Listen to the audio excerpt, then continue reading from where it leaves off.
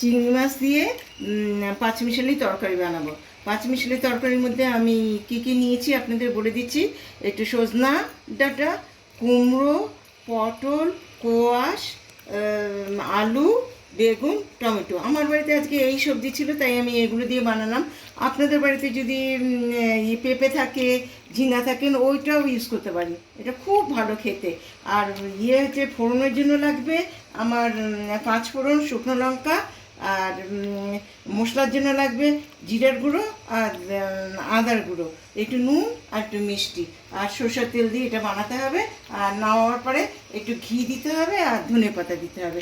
প্রথমে এই জিনিসগুলোকে আমি ইয়েতে নিলাম, প্রেশার কুকারে নিলাম। এই দেখুন নিচ্ছি, পটল নিলাম, একটু কোয়াশটা নিয়ে নিলাম, কুমড়াটা নিচ্ছি, আলুটা নিলাম, বেগুনটা নিলাম,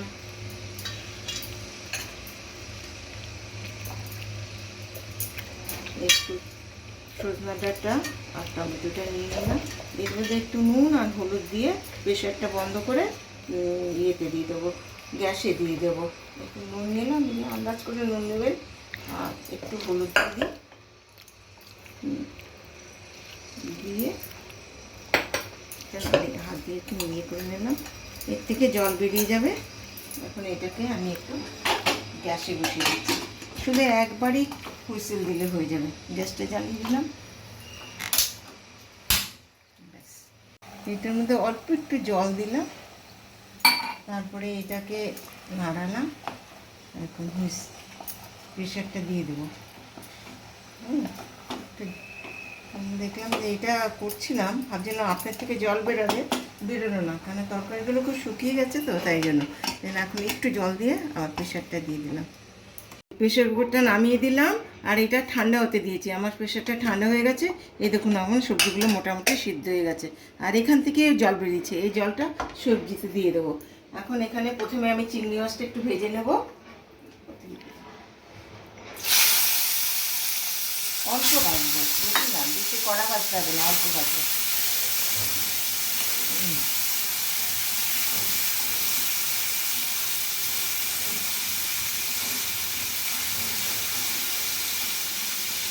আজকে ভাজবো তাড়াতাড়ি।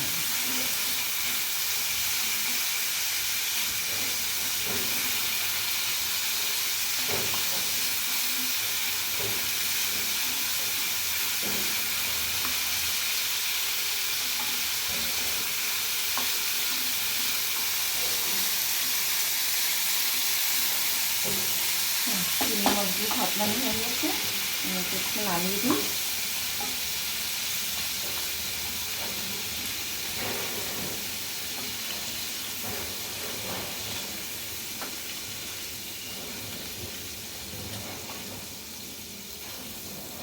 কড়াইতে আবার একটু তেল দেবো।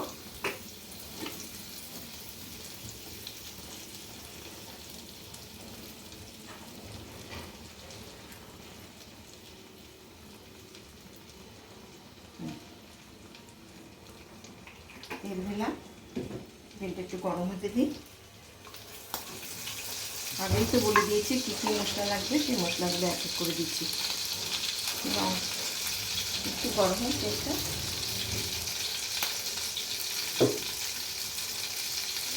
শুকনো লঙ্কা দিলাম, ফোড়ন 5 ফোড়ন দিলাম,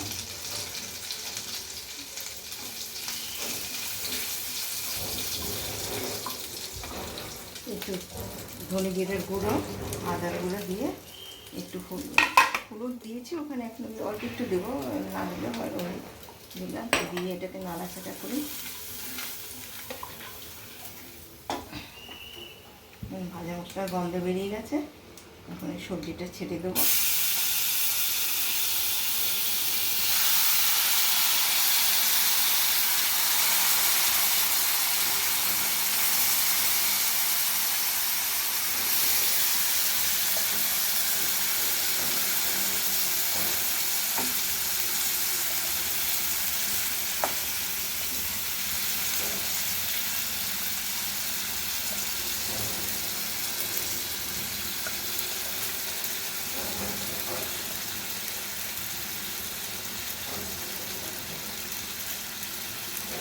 এটা উঠিয়ে নিয়েছি। ওটা একটুখানি মিষ্টি দিয়েছি, একটু লবণ দিয়েছি, আর একটু লঙ্কা বাটা আর চিংড়ি মাছ, ভাজা চিংড়ি মাছগুলো ওটা দিয়েছি। ওটা দিয়ে এটা নাড়াচাড়া করছি। মোটামুটি ভাজা ভাজা হয়ে এসছে।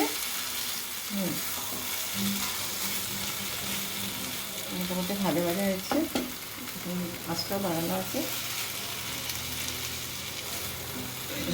ভীষণ অল্প টাইম লাগে। আসলে সবজিগুলো আগের থেকে সিদ্ধ করে নিয়েছি কেন, তাহলে জিনিসটা অল্প সময়ে হয়ে যায়, সেই জন্য সবজিগুলো আছে। যে জলটা বেরিয়েছে সেই জলটাও ঢেলে দিলাম। আচ্ছা, এটা আমার হয়ে গেছে। ওই ঢাকনাটা তুলে দিলাম। দেখুন হয়েছে কি সুন্দর, উপর থেকে তেলও প্রায় ভেসে এসছে। এখন এর মধ্যে আমি একটু ঘি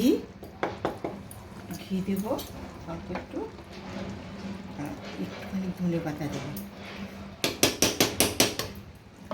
এটা বাউলে ঢেলে তারপর ধনে পাতা দেবো।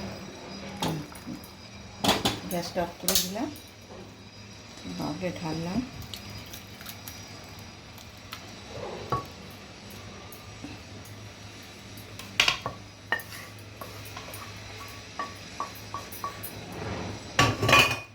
একটু ধনে পাতা দিয়ে দিলাম। আমার জিনিসটা রেডি হয়ে গেছে। আপনারা এটা বানাবেন, খাবেন, কমেন্ট করবেন, আর আমার চ্যানেলটাকে সাবস্ক্রাইব করবেন। আপনারা আমার কমেন্ট করলে তো আমার ভালো লাগবে না, কী ভুল হচ্ছে আমিও জানতে পারবো।